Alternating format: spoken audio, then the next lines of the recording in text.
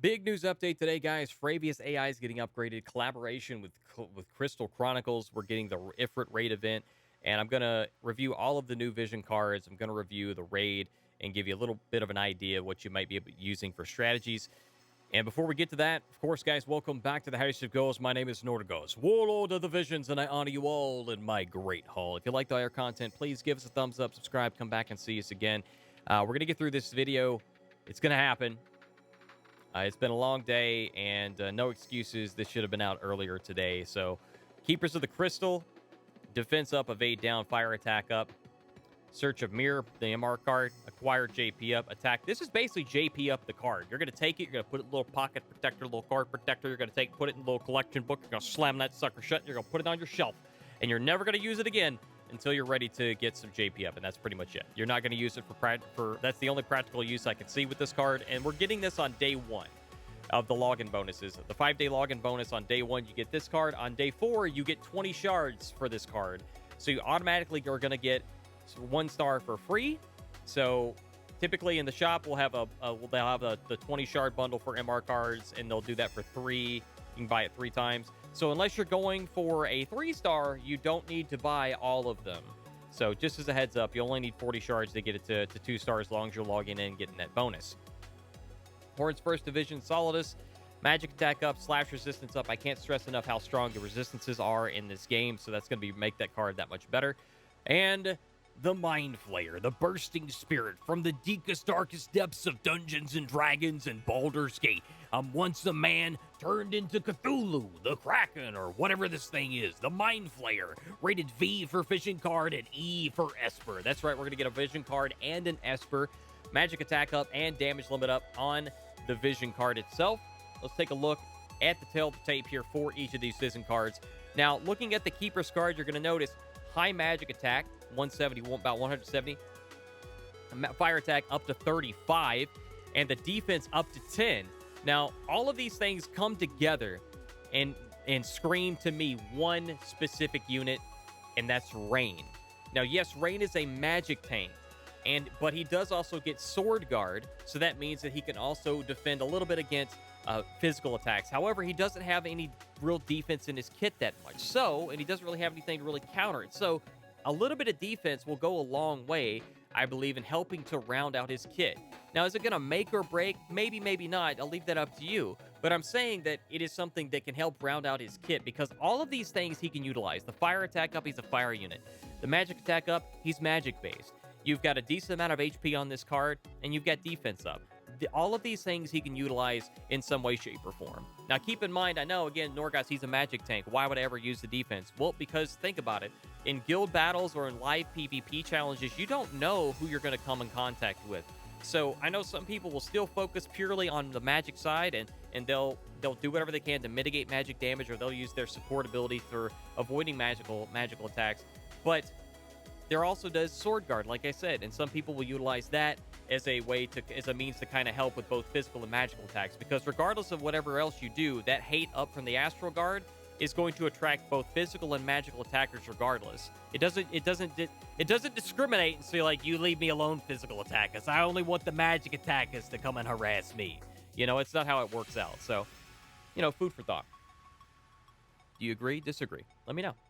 All right, so we have this card again. This is JP up the card, but the good thing about it is that we need more options to increase JP, I believe. So it's great that we're getting these tools, and I see them as tools because this will stack with the Job Crystal. The Job Crystal is a group buff JP up, and I'm talking about JP up. I'm not talking about acquired AP. I'm talking about job points, guys. Just to be clear, I'm talking about job points. So it is something that is good to have, especially when those JP rewards are in.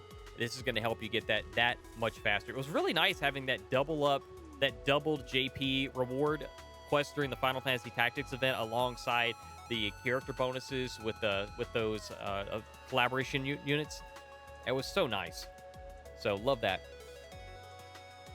We have 178 magic attack or magic. We have 10 magic attack up, and we have increased slashing resistance by 20%.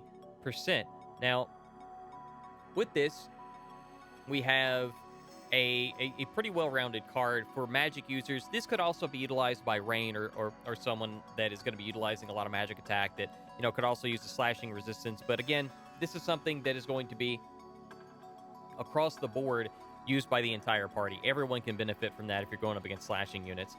So magic attack up by 10. So if you're, especially for magic attackers that, for a moment there, I was still stuck on the defense from the other card. So this is a good magic attack card, good for magic attack users. It's going to boost their damage. But the big thing on this is the slashing resistance up. So very nice stuff there. And the Cthulhu card. All right. So decent stats, but where it gets really good is the 15 magic attack bonus on top of the 97 magic base stat, which is okay. But where it gets even better again is the party effect. Max damage up by 2,000. So you're going to hit that damage cap through chaining on bosses and raids and stuff. 9999. This allows you to go above that. So 2,000 max damage bonus. Quite nice. And that's going to be both the card and the Esper were going to be really good for going up against Ifrit in this raid. So HP almost 800. Magic 83. And agility.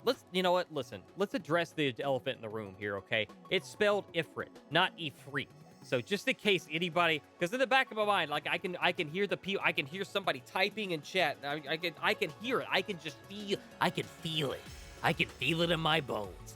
And actually, Norgoz, it's pronounced Ifrit. It's a mythological demonic creature. No, listen, it's spelled Ifrit, so I'm calling it Ifrit. Okay, now I can continue comfortably. I love you guys. All right, agility 11, so not overly slow, but not super fast either. In the skill tree, he's going to get some good stuff. Here's the thing, starting off, Human Killer. So this is going to be a good Esper for PvP, not just PvE. You're going to get magic attack up on the bottom. You're going to get some Fire Killer, which is going to be, again, great for Ifrit. And then some more magic up.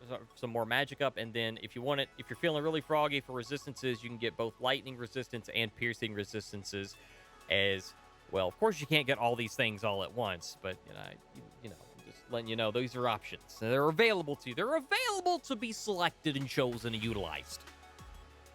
All right. So again, login bonuses, like I said, day 1 card, day 4 shards. Remember, day 1 card, day 4 shard. Day 1 card, day 4 shard. Okay, I'm just trying to help you guys out. Don't miss out on free stuff. Challenge, missions, the bingo parlor is open again. Go tell Granny that challenge missions are here. You can go play bingo again. It's going to be fun. It's going to be great. All right. Ma! Bingo! Story XP double up campaign is here. So, going to be a good way to get, Ildira or Miranda up if you just pulled those units, or if you're trying to get your collaborative units for Final Fantasy Tactics up, this is going to be good for that. I need to get my Agris to 99. She's still got a few levels to go. All right. Take on Ifrit, the Ifrit Raid. It's going to be able to get us a chance at getting a Platinum Helm recipes, or rather, Platinum Helm, the Platinum Helm, and I almost call it the Amethyst Ring. It's the Alexandrite Ring.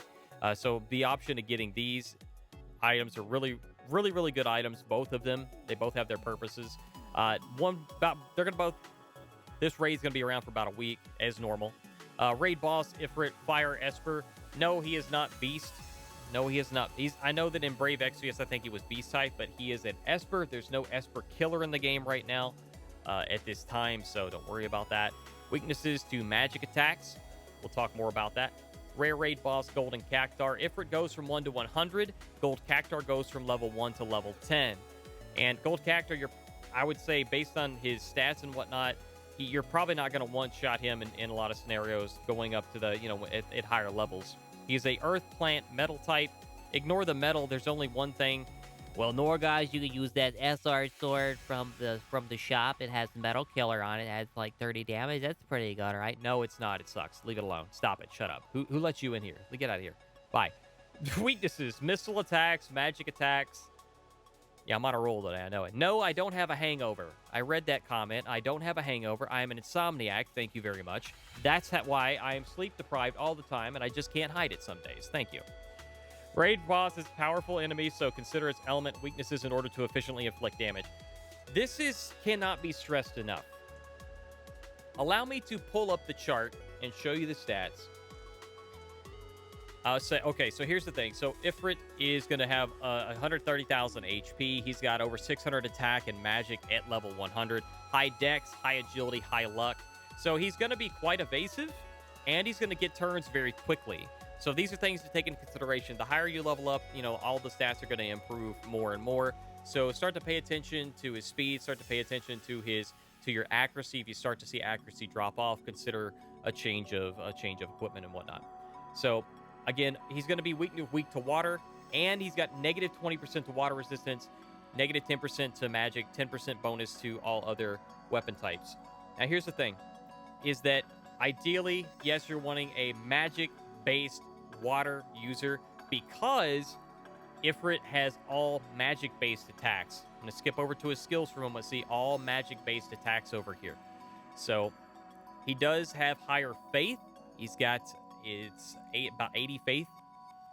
He's got higher faith, so he's going to take bonus damage from magic-based attacks. So even if rain goes in, even though he's got 10% resistance to slashing, he's still going to get more damage than other physical units because of, or not other physical units, but then he's going to get more of a damage bonus because over physical attackers because he is magic-based. So good stuff there. We've got sleep resistance at 25, slow resistance at 25. Everything else is immune. So keep that in mind. Also, both bosses are pretty much immune to max HP debuffs. It's pretty much resistant to that as well. And this unit is good. This boss is going to have two main options that I see for optimal play. The one is blatantly obvious. Run Miranda and Ildira parties and chain water magic. There's going to be a lot of height variations on this board. Ildira will greatly benefit from that. And the other one is going to be, now keep in mind, there's other debuffs and whatnot that can be mixed in that can help out. And I'll let you guys determine what works best for for the parties that you guys encounter. But Rain is another option, like I said. Then that's going to be pretty good because his LB will chain and debuff fire resistance, and then you can run Soul Prominence. And then another one will do that. You can throw in Undermine if you're feeling froggy, and that's going to be pretty much a priority there or one of the ways you can actually do that is prioritizing chains and debuffs. You may be able to run a comp that has CT or steal time. That said, the effectiveness is going to be determined based on how everything is ran together and whatnot. But it's something that may be realistic. We'll have to see how players utilize it. Seymour does have this, but I'm not sure how many people actually have him leveled up. So that may be an option for you. The gold cactar is a earth plant, so he is a plantoid. So keep this in mind. You can get plant killer. He is 20% weak to missile attacks, 10% to magic, but he has, don't let this fool you. Despite the stats, if they don't show the defense and faith, he's got 80 defense, 80 faith, or not faith, 80 defense and spirit.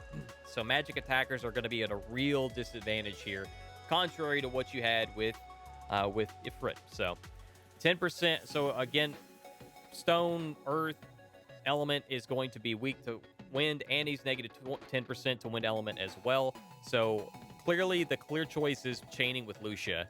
Alternatively, you can run Vanera, and the main reason these two are the go-to is because they both have defense penetration. They're going to have passively upwards of 40, and then they can have more based on like buffs and whatnot. So those are the things to consider. And of course, Vanera would have double gunner sub job. That's how they would run it. So that's what you're going to be chaining.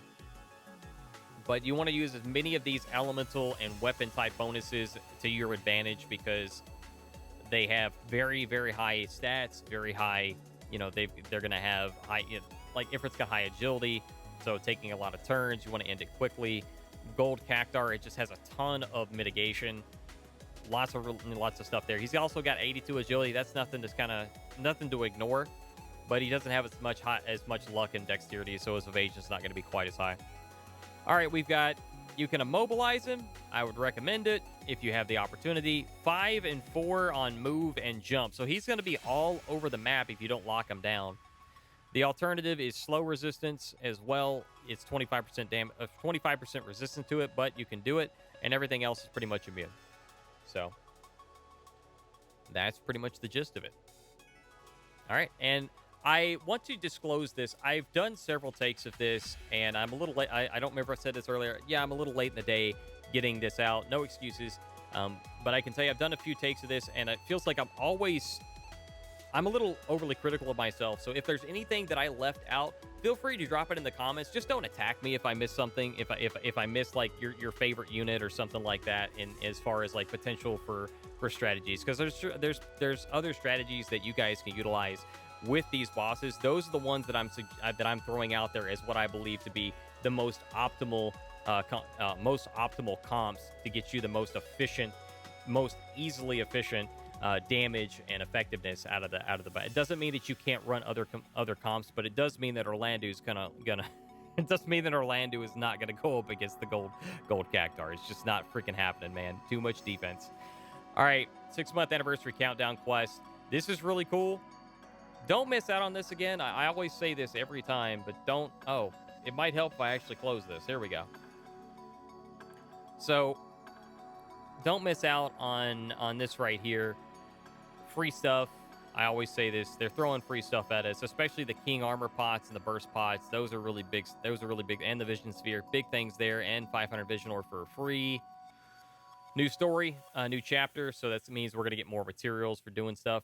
Some quests are coming back this week, the Admirable Prince, so you can get Etra and her TMR if you really want to, if you're feeling really froggy. Also, I expect we'll see Yerma and Nasha shards in the shop again because this is returning. Yerma is very well worth maxing out. Her TMR is fantastic. It's a very good item, clicky for anti-evasion builds. You get 30 to 60 at level 1 versus level 20 accuracy. It's quite good for that, and you get attack on top of that. So really, really good TMR, and especially once you max out Yerma and you get their TMR and you get some really good armor with her and you put a fully maxed out Esper on her, she's in a really good spot, man. She is a very, very tanky bruiser type damage dealing character. So I really am grateful to have her in my team. I've had her for a while, and I'm very grateful to have her maxed out now. Golden Axe, Golden Blade, some of the two of the best weapons for those categories. Very nice stuff there. Golden Axe is pretty much it right now. At your training quest, get more shards. Basically, that will get you that'll get you quite a few shards if you do it daily. At your training X quest, get the Drake's Horn Sphere and Cat's Claws. And so if you haven't taken advantage of those and you would like to use them, that's going to be your way of picking them up. All right, so there's another thing to go over. There's Frontline. I'm just going to briefly mention that there's a trial they mention here, and it's coming up. There is a reverse lookup to be added for crafting recipe items that's coming up in the future, and they're working on getting an auto-repeat settings, some options added to that. Specifically, they're highlighting the set it up. So right now, if you repeat quest, it will ignore Whimsy, Raids, and Chocobos. They'll pop up, but then they'll go away. You can turn it off so that if you're watching Netflix and you want to be lazy, you want to go over like, oh, look, there's the Whimsy shop. I should probably let me pause the Netflix and go over here and do the thing. And then I'll go back and watch my stories again. So that's what you can do. All right, guys, that's going to cover the majority of it. I was going to go into the shop, but by the time this gets out and you guys are able to see it, the servers are probably going to be going down. So this is basically just an update. But if there's anything, I hope that you guys did not miss out on some of these bonuses here, some of these items. Like, I didn't realize the Sage's Hat +3, you could get 3 of them. I thought you could just get 1. But getting 3 right there, your PvP team is set. That's pretty nice, right? Part 3 of the shop, we'll probably get a part 4. And this shop's not going away. This shop is going away. Last minute changes, or last minute deleted shards there. All right, I'm done. I'm getting out of here. Thank you guys so much for being here. Really appreciate it. Let me know, do you care about those new cards at all for the collaboration? Do you see what I see in terms of the collaborative cards, like one for Rain, or specifically the JPF card? Do you see any other use? Am I missing something? Feel free to let me know. And if you come up with any other comps or team suggestions for the raids, let me, drop in the comments below if I missed something or whatnot. I'm always open to feedback and comments and whatnot, as long as it's like constructive. And very rarely have I seen criticism that's just basically Oh, just basically just negative and hateful. It's you guys have been really, really, really positive, and I'm eternally grateful that I have, that we have this community of just really positive people. We're all here in this together, and I know you've heard that about what's going on in the world and everything, but seriously, we're literally all in this together. We're here to help each other collaboratively, find other ways of doing things, making the best of the units that we have to be successful in this game. It's all content where we're going. The majority of the content is PvE content, and some people would argue the end game is PvP content. And in order to get to PvP, you got to go through the PvE content. And to be the most effective in PvE, we share ideas and whatnot. And otherwise, I wouldn't be doing this. I wouldn't be doing this on my channel if I didn't think that there was some type of benefit to you guys in sharing this information. So hope that you guys have found entertainment along the way. I like to make people laugh. I'm a comedian. That's kind of what I do. Yeah, I do have insomnia. I do deal with that. I've mentioned that in the past, so I don't know if I said it in this take or not. But no, I'm not hungover. I am just, you could say I'm hungover because I've gotten very little sleep. But I hope that you guys enjoyed. I hope you guys found this informative. And I'm going to get out of here before I run into any more time. So we're already over 20 minutes. That's way too long. So my name is Norgoz. I'll see you in the next one. Take care.